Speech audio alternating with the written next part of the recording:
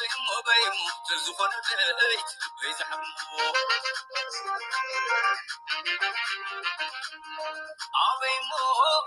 أبيمو تزخون ليت بيزحمو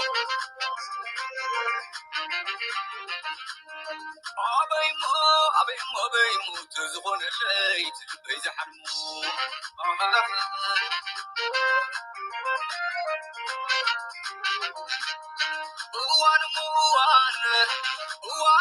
وان كم تمال ما عاسد فوينو نوخن من قدس ما عاسد فوينو نخيد بدلو من ديو وانو كنحتيا صدا من قدس ملحيزة قعدت معدي كنحتيا صدا من قدس ملحيزة قعدت معدي عدين كملخين عدين كملخين وانت بمتان في الجبل رواق بس على الدخل رواق بس على الدخل رواق بس على الدخل ويسعبني وانت بركوين ينعني أبيد عيه يسعبني وين عيه أنا سنبيله حريت كريم الأكس قاهم يلي مكان تسمر الليل سنعيد بالحلمي وانت بطوينو تبكي سلومي مكان تسمر الليل سنعيد بالحلمي وانت بطوينو تبكي سلومي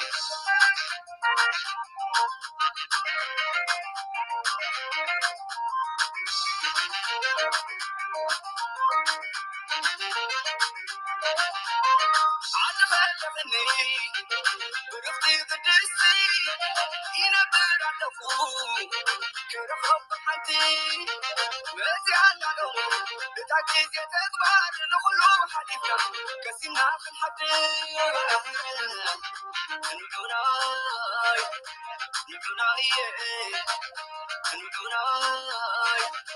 نبناي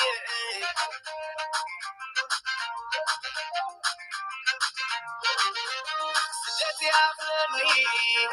كبير اليومس أبزفان عجبوي بغال سيكنك كزيت باركو خون زريخ حافظ كبروكو معدل مريزة فولس نعوناي بلوزو نعوناي نابي بيمس ولا ديكا مقناي نعوناي تخيدو نعوناي نابي بيم علي بسامي مقناي نعوناي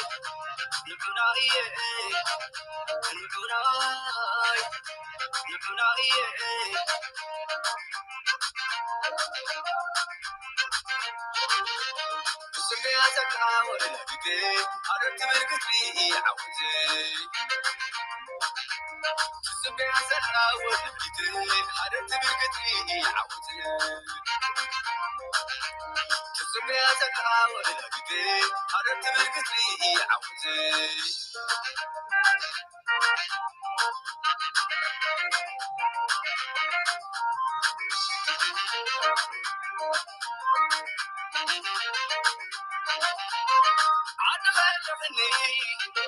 برفتي قدسي ينبر عدفو كرخب حدي مزي على بتاكيد يتكبر نخلو حديثنا كسينا في الحدي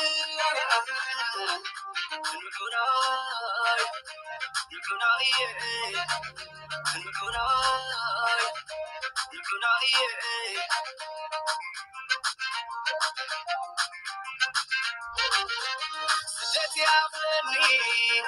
كبير اليومس أبزفان عجبوي بغال سيكنك كزيت باركو خون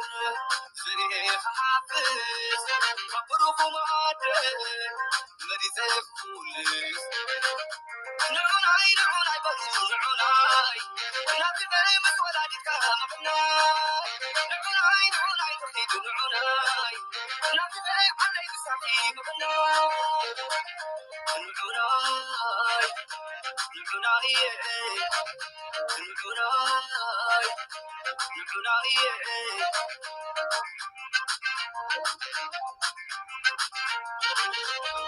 سمع زكاة ولدي عرفت بالكتري عودي سمع زكاة ولدي عرفت بالكتري عودي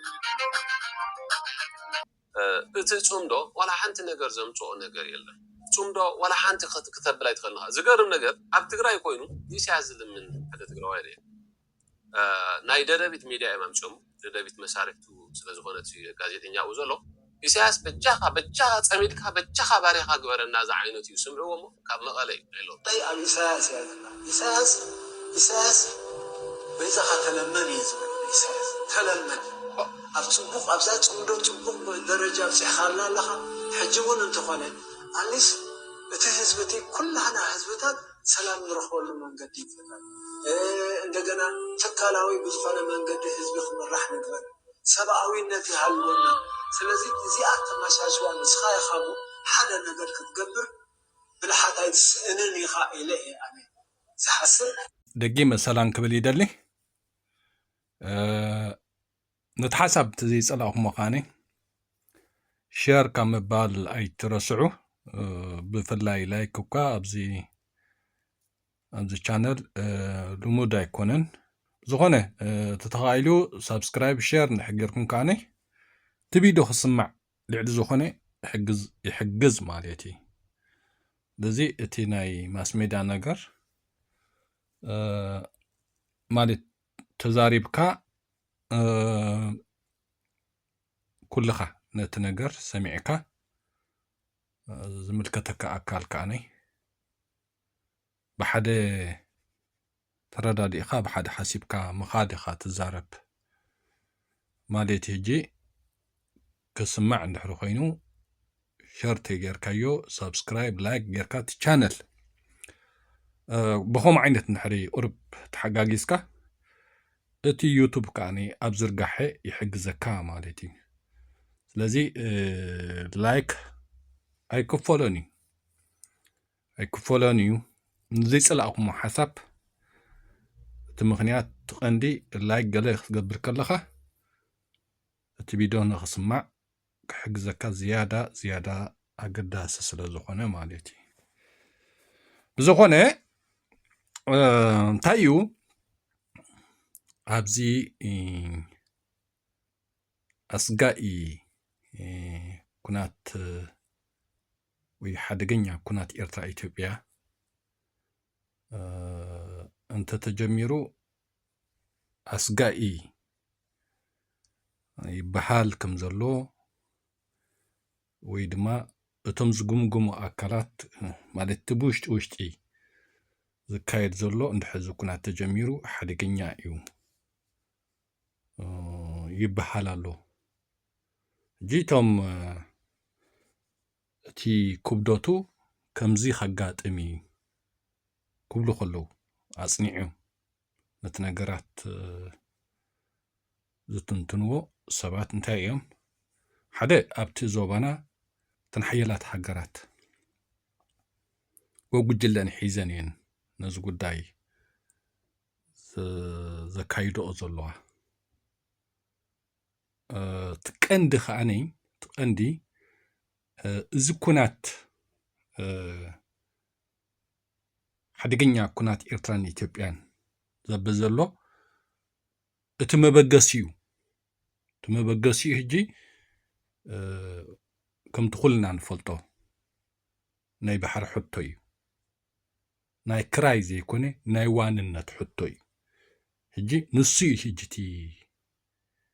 نايزي كونات زي حادقنيا يزو بلو زلو ولاون كساب نا أفريقيا ترايزي كوني كساب سالسا كونات عالم كلاعل يخيليو يزبها زلو ልክዕ ከምዚ ናይ በዓል ኢራንን እስራኤልን ወዘተ ኣጋጢሙ ዘሎ ማለት እዩ ምናልባት እጅ ንኣብነት እዚ ናይ ኢራን እንድሕሪ ዘይተሳዒራሲ ሓይሊ እንድሕሪ ገይራ ክሳብ ሕጂ ከዓ ሓይሊ ገይራ ዋላ ብዙሕ ዕንወት ብኢራን ተጋጠመ ኢራን ከዓ ብዙሕ ዕንወት እያ ትፍፅም ዘላ ብበዓል ስዑድያ ኢሚራት ዓረብ ወዘተ ኣብ ገለ ናይ ኣሜሪካ ትካላት ተንገለገለ ሃገራት ዘለዋ ከምኡ እስራኤል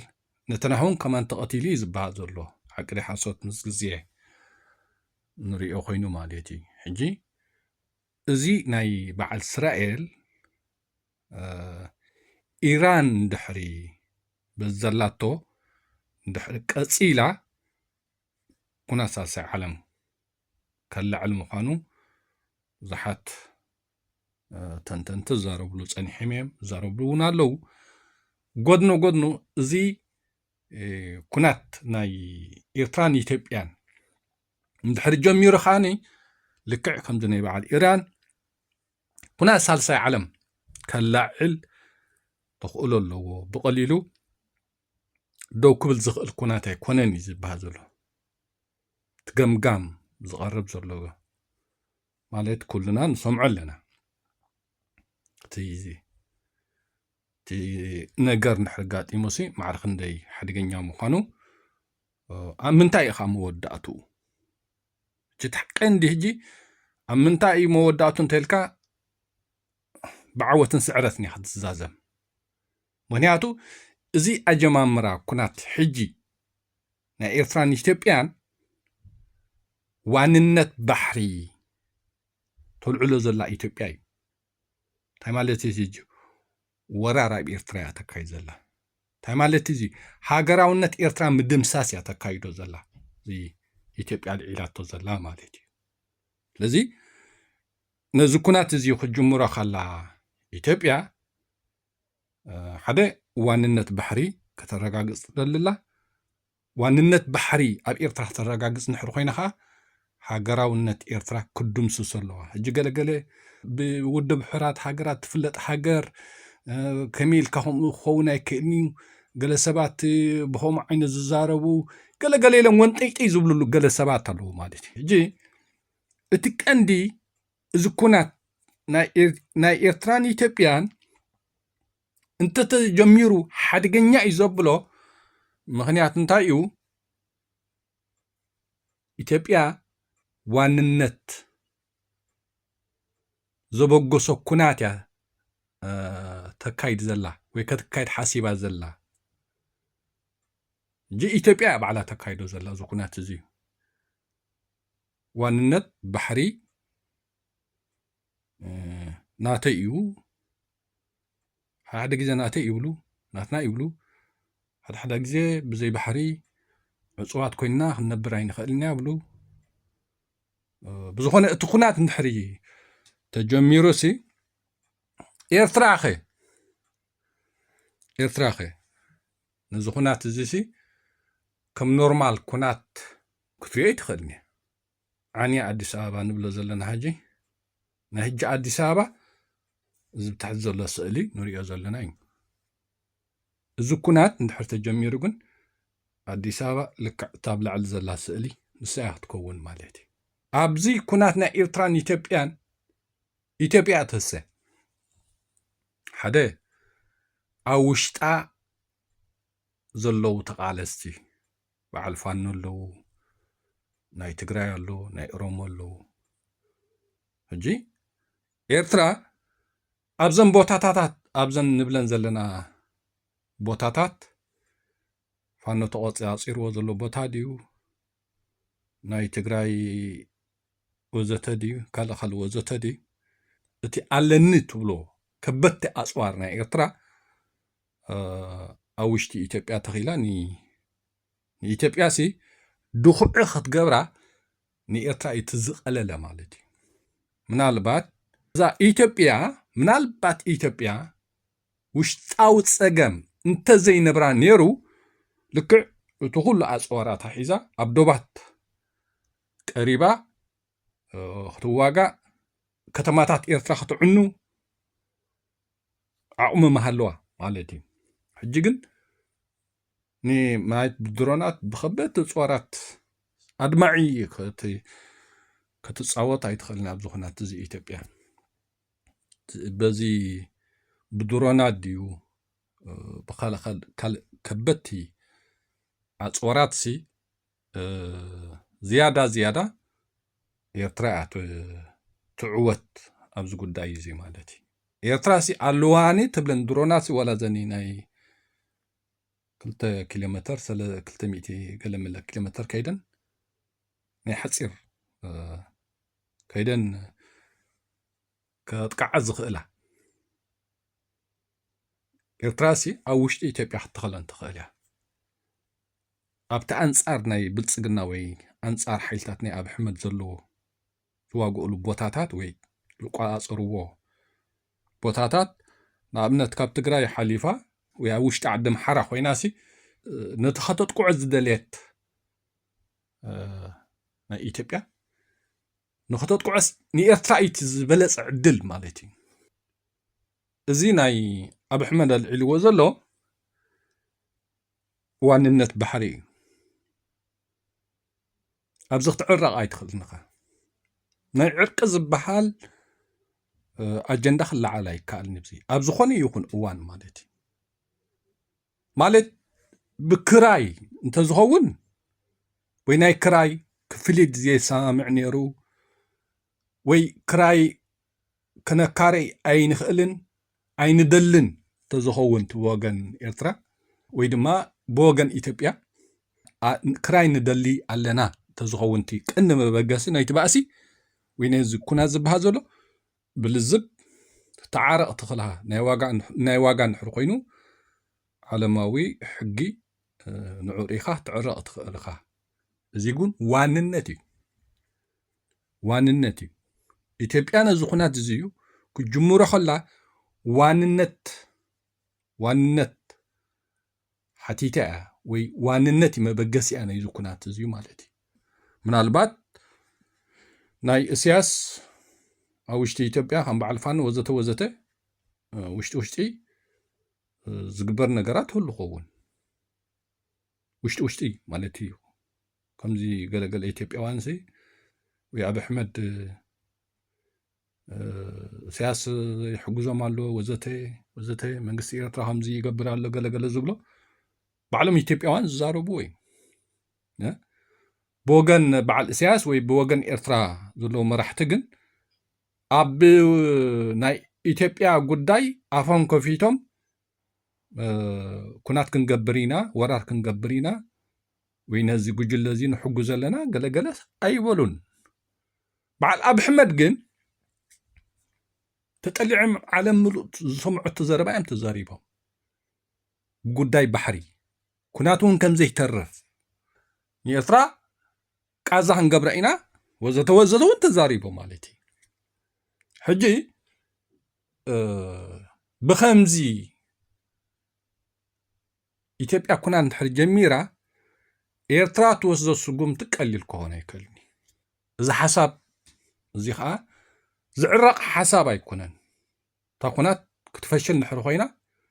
ኢትዮጵያ ጥራይሓ ካብዚ ጉዳይ እዚ ኢዳ ክትስሕብ ትኽእል ማለት እዩ እዚ ናይ ዋንነት ትብለሲ ኢትዮጵያ ጥራይሓ ክትእረመሉ ትኽእል እዚ ኩናት እዚ ደው ክብል እንድሕር ኮይኑ ማለት እዩ በዚ ዋንነት ባሕሪ ዝለዓለቶ ኢትዮጵያ ወይ ድማ በዚ ናይ ባሕሪ ኣብይ ኣሕመድ ዝጅምሮ ኩናት ወይ ዝብልፅግና ዝጅምሮ ኩናት ኤርትራ እውን ኣዝዩ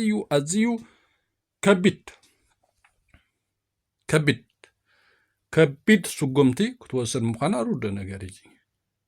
ማለት ኤርትራ ኣብ ውሽጢ ኢትዮጵያ ኣትያ ክትዋጋእ ሽዑ ኢትዮጵያ ንሕድ ነዚ ጉዳይ ንሕጀሚራቶ ኤርትራ ኣብ ውሽጢ ኢትዮጵያ ኣትያ ክትዋጋእ ማለት ሩድ ነገር እዚ ኤርትራ ሲ ምስ ትግራይ ፀገም እንተዘይብላ ምስ ዓዲ ኣምሓራ ምስ ፋኖ ፀገም እንተዘይብላ ምስ ሰራዊት ትግራይ ፀገም እንተዘይብላ ከበድቲ ኣፅዋራታ ዘለዋ ድሮናት ኣብ ኤርትራ ጌራይ ኩነትን ነቲ ጉዳይ ክሰርሓሉ ውሽጦ ከተእትዎ ያ ነዚ ከበድቲ ኣፅዋራታ ማለት እዩ ሽዑ ኣብ ማእከል ኢትዮጵያ ኮይና ነዚ ናይ በዓል ኣብ ኣሕመድ ሓይሊ ድኩዖ ትገብሮ እያ ሕጂሲ ኣብዚ ጉዳይ እዚ እዚ ኩናት እንድሕር ተጀሚሩ ወላ ሓንቲ ሞት ኢትዮጵያ ዘቃላጥፍ እዩ ሞት ኢትዮጵያ ዘቃላጥፍ እዩ እቲ ዝበለፀ ዕድል እዩ ነቶም ተቃለስቲ ናይ ኦሮሞ ዘለዉ ተቃለስቲ ናይ ዓዲ ኣምሓራ ከም በዓል ፋኖ ዘለዉ ከምኡ ብወገን ትግራይ ኣጋጢሙ ዘሎ እጂ እዚ ኩናት እዚዩ ኣብ ኣሕመድ ምስ ኤርትራ እንድሕር ጀሚርዎሲ ንባዕሉ እዩ ነብሲ ቅትለት እያ እዚኣ ነቶም ተቃለስቲ ወይ ብኣብ ኣሕመድ ብዙሕ ሽግር ኣጋጢሞም ዘለዉ ህዝብታት ከም በዓል ዓዲ ኣምሓራ ከም በዓል ህዝቢ ትግራይ ወዘተ ወዘተ ከኣነይ በቃ የብቃዕ ኣሎ እቲ ኩሉ ግዜ ዘሳቀዮም ዘሎ ኣብታ ኢትዮጵያ ሲ የብቃዕ ኣሎ ዝብልፅግና ማለት እዩ ስለዚ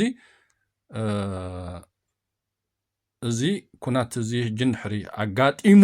ዝባሃል ዘሎ ኣጋጢሙ ሓደገኛ እዩ ሕጂ እቲ ሓደገኛ ዘብሎ ማለት ኢትዮጵያ ብዙሕ ህዝቢ ኣለዋ ዕልቕልቕ ከጋጥም እዩ ማለት እዩ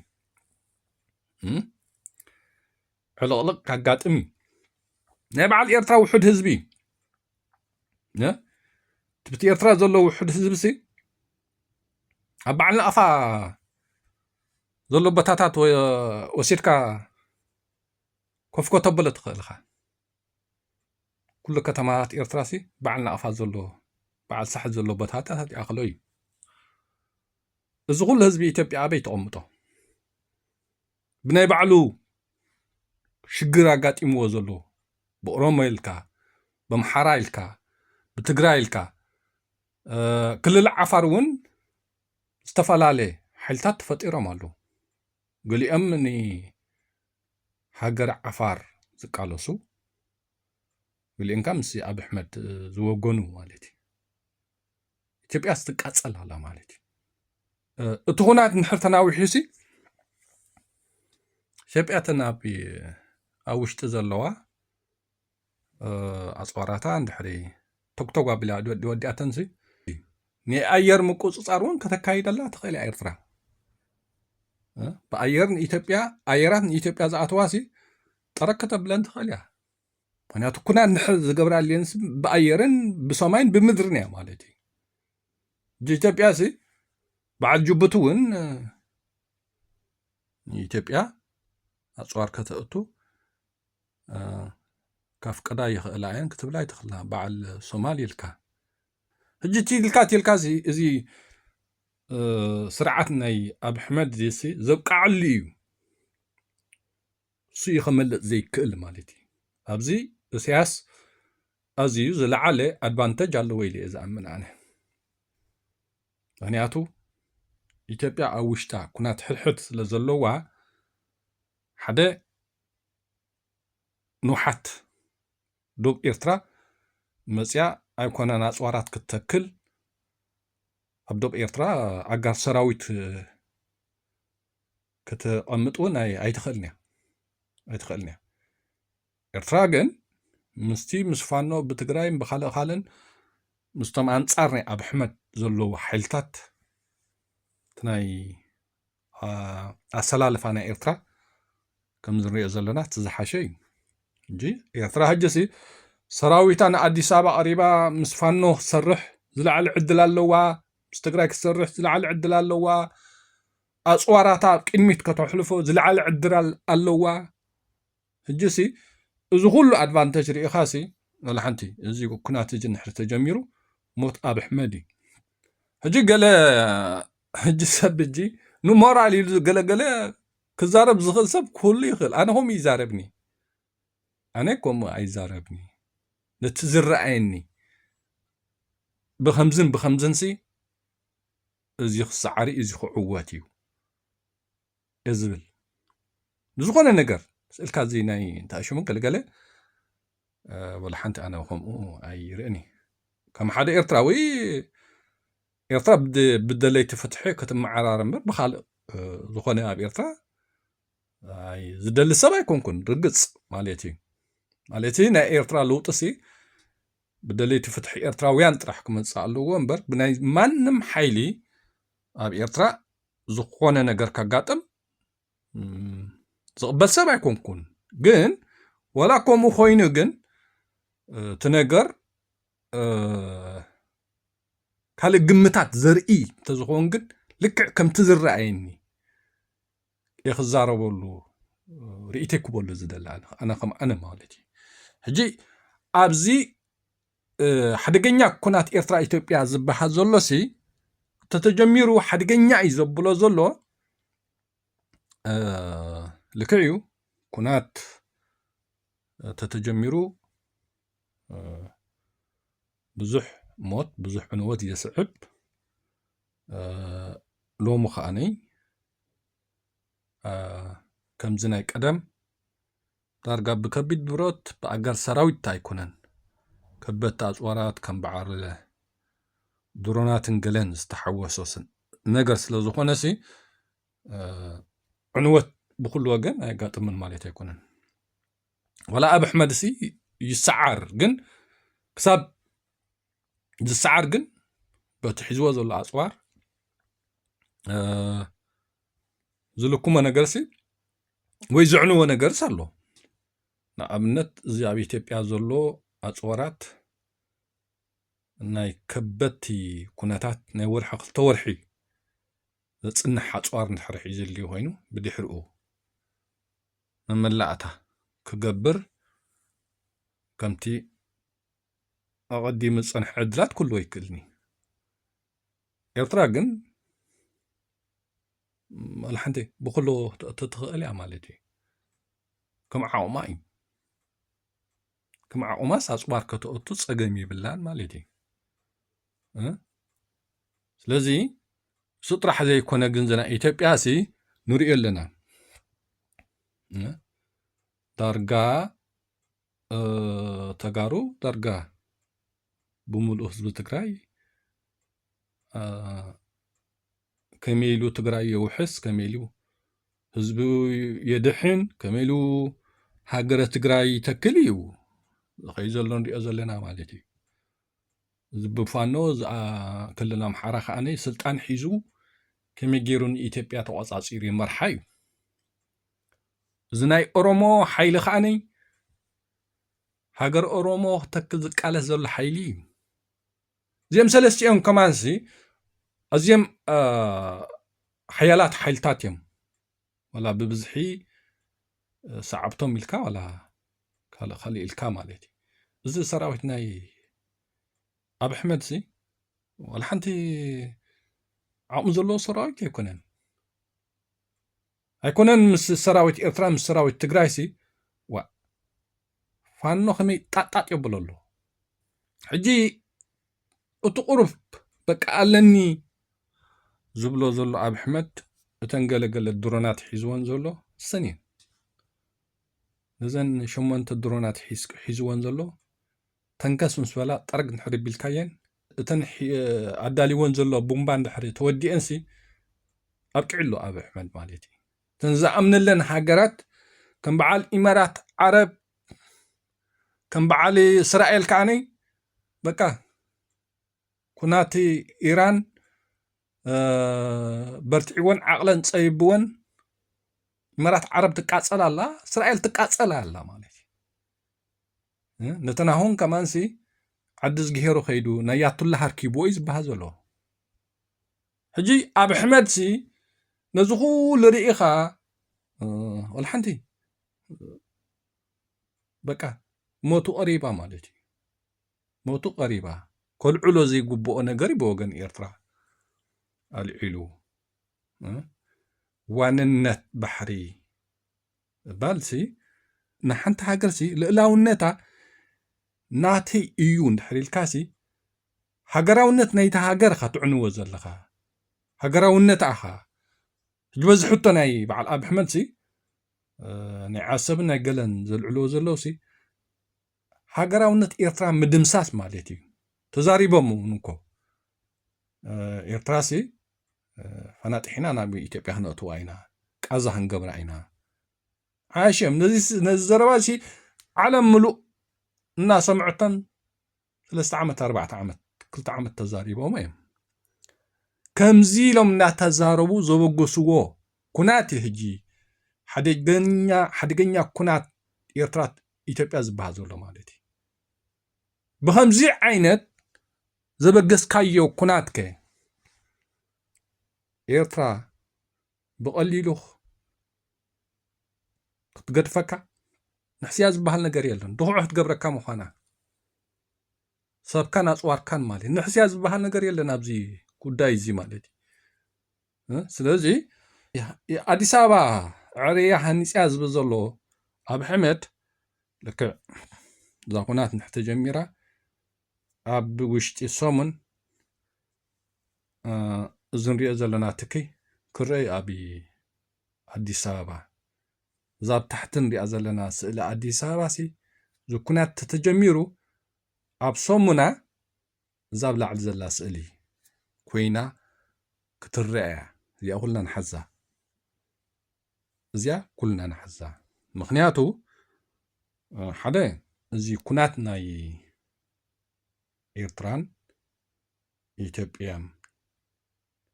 ሓደገኛ ኩናት ኤርትራ ኢትዮጵያ ዝበሃል ዘሎ ተዓቁሚ ናይ በዓል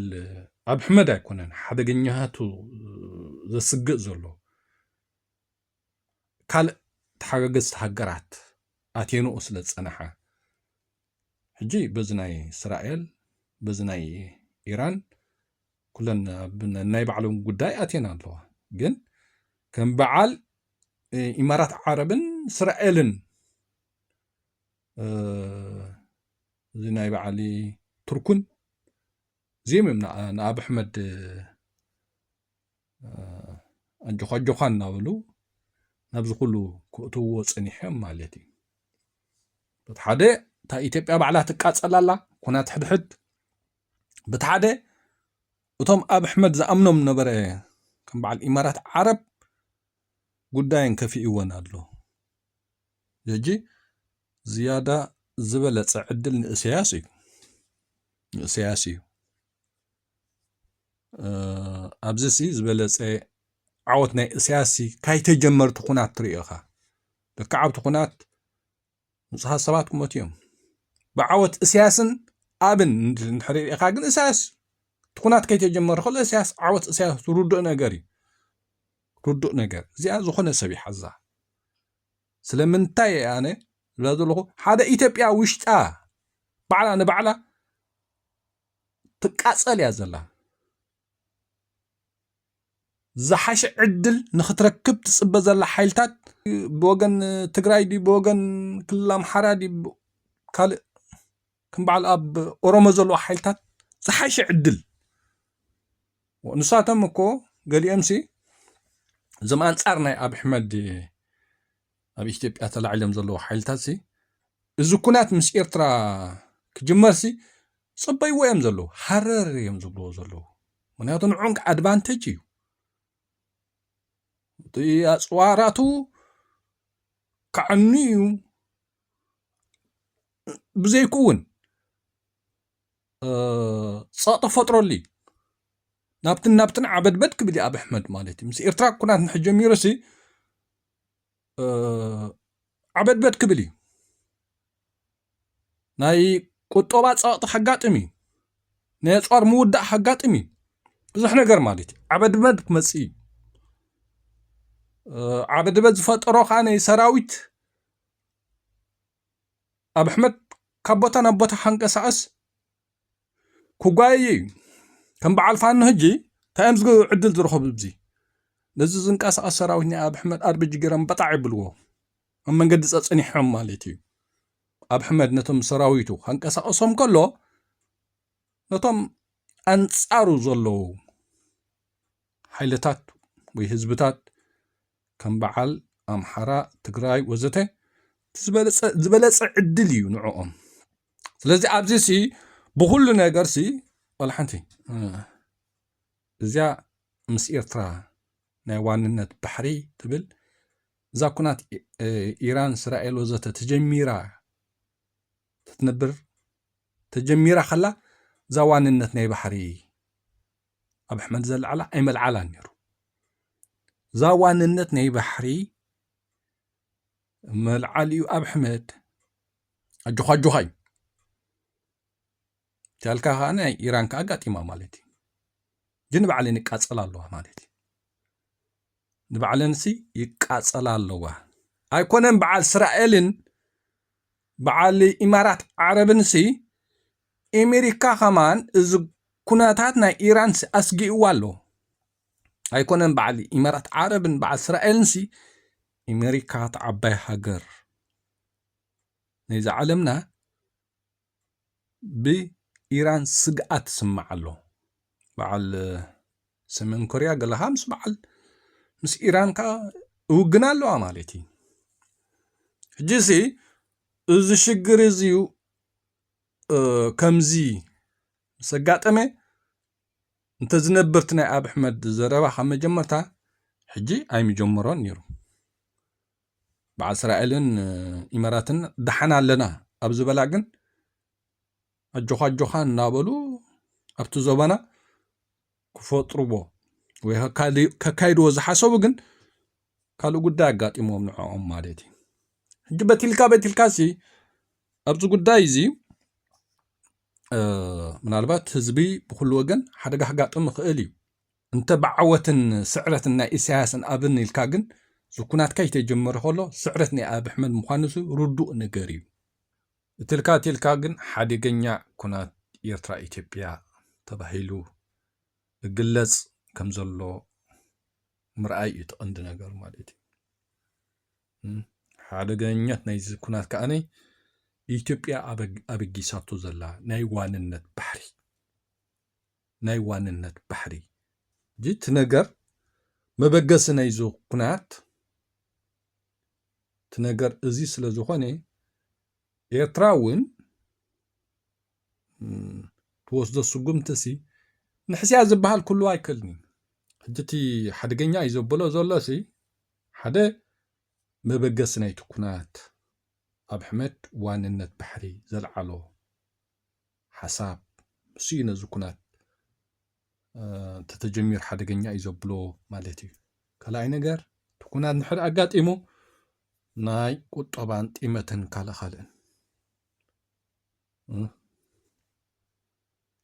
ስለዚ እቲ ነገር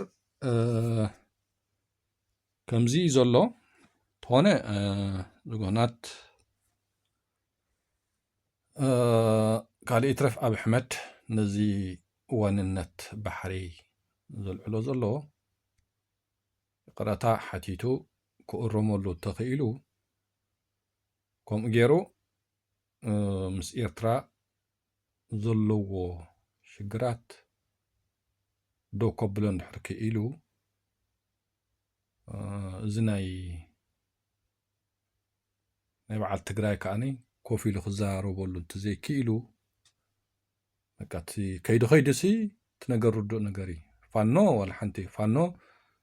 ስልጣን ተረኪቡ ኢትዮጵያ ከም ማሓደር ዝጓይ ዘሎ እዩ ወይ ክስዕረኻ ወይ ክስዕረካ እዩ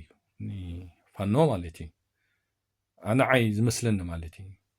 በዓል ትግራይ ግን ምናልባት ናይ ሃገር ሕቶ ህልወን ይኸውን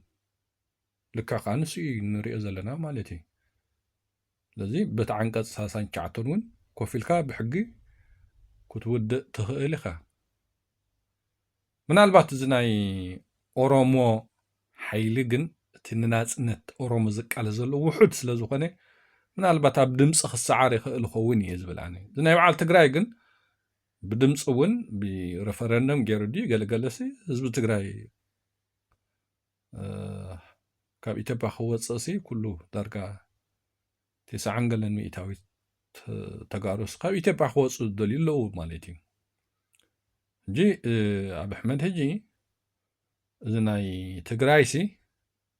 በታ ሕገ መንግስቲ ዓንቀጽ 39 ምስ ተጋሩ ብኸምኣ ክፈላለ እንድሕሪ ወይ ኮፍ ኢሉ ጉዳይ ክዓፁ እንድሕሪ ክኢሉ ምስ ኤርትራ ከኣኒ እዚ ናይ ዋንነት ባሕሪ ይቕረታ ሓቲቱ ካብቲ ኩናት ክርሕቕ ንሕርፈቲኑ ምናልባት ስልጣኑ ከናውሕ ይኽእል እዩ ካብኡ ፋኖ ከዓኒ በቃ ናይ ፋኖ ከዓ ምዛ ንሪኣ ዘለና ኢና ወይ ክስዕሮ ኣለካ ወይ ክስዕረካ እዩ ፋኖ ሃገሬ ክልል ኣምሓራ ምግባር ገለ ይኮነን ከምዚ ናይ በዓል ትግራይ ከምዚ ናይ በዓል ገለ ተቃለሲ ናይ ኦሮሞ ሃገር ንምዃን ወይ ድማ ከምዞም ገለ ተቃለሲ ናይ ክልል ዓፋር ሃገር ምዃን ከምኡም ኣይኮነን ናይ ፋኖ ስልጣን ሒዝካ ንመላእ ኢትዮጵያ ከምዛ ናይ ደርጊ ምምሕዳር እያ ስለዚ ምስ ፋኖ ሕጂ ወይ ክስዕረካ እዩ ወይ ክትስዕሮ ኢኻ ማለት እዩ ልክዕ ከምዛ ኩናት ናይ ኤርትራ ኢትዮጵያ ትበሃል ዘላ ማለት እዩ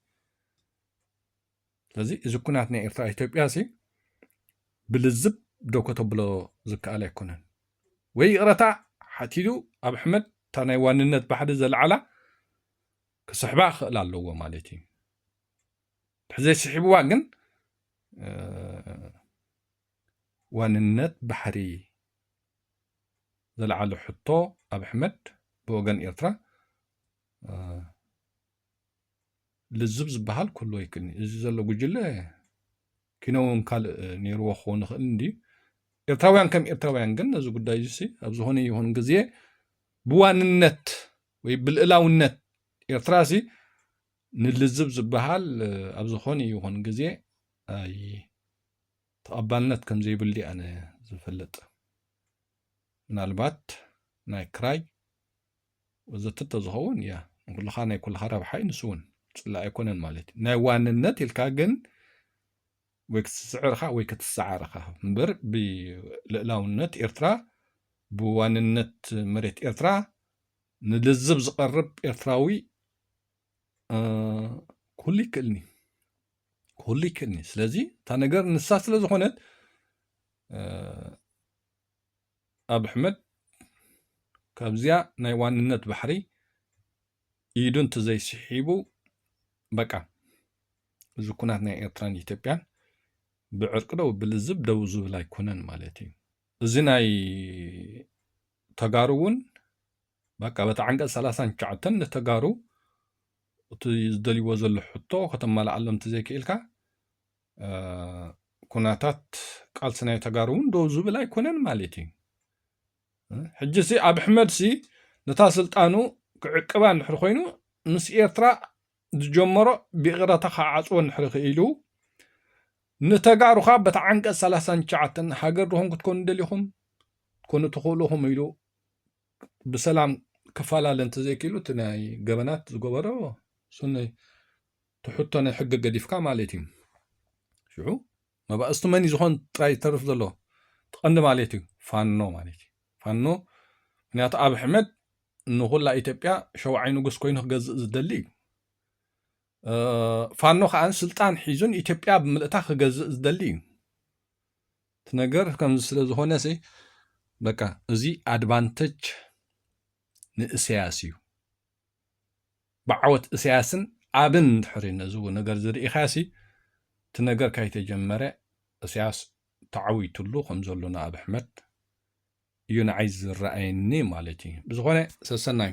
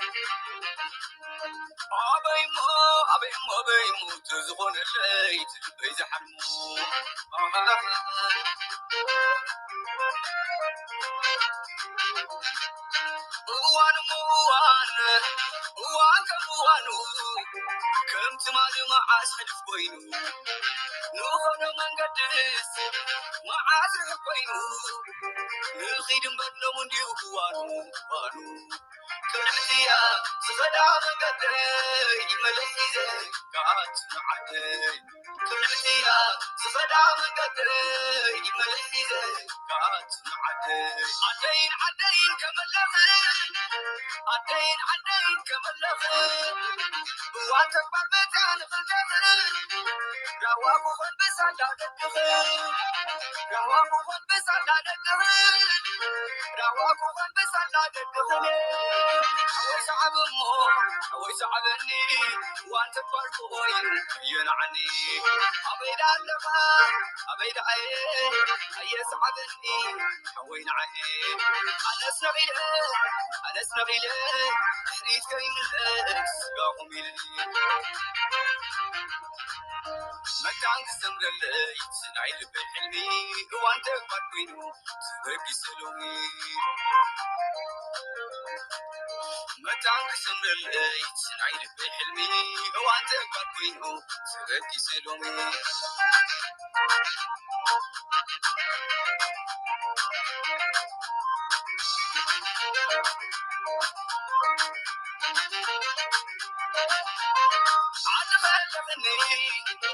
برفتي قدسي ينبر على كرخب حتي مزي على بتاكيد يتكبر نخلو حديثنا كسينا في الحدي نبعوناي نبعوناي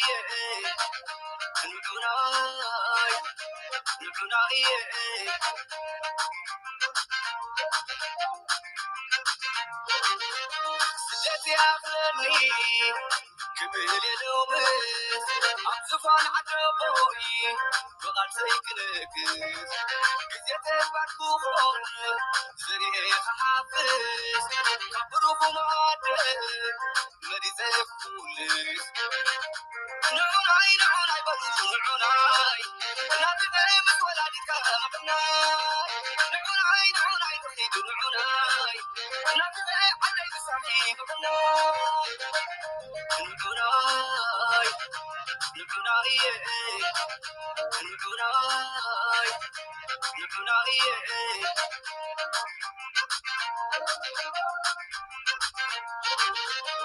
سمي أزكى ولا بدي أردت بالكتري عودي سمي أزكى ولا بدي أردت بالكتري عودي سمي أزكى ولا بدي أردت بالكتري عودي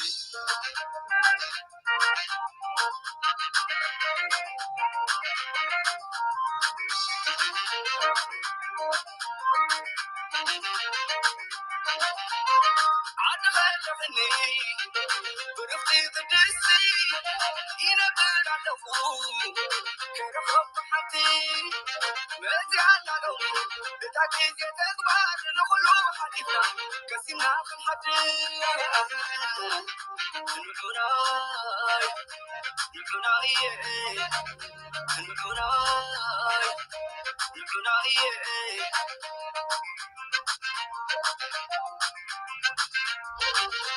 سجتي أغلني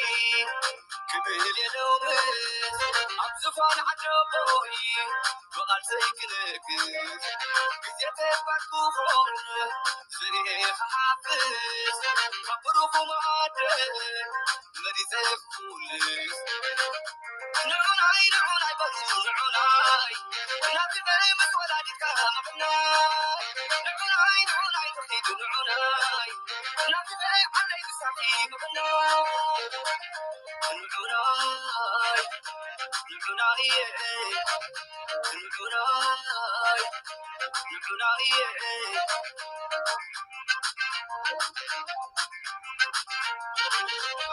سمي أزكى ولا بدي أردت بالكتري عودي سمي أزكى ولا بدي أردت بالكتري عودي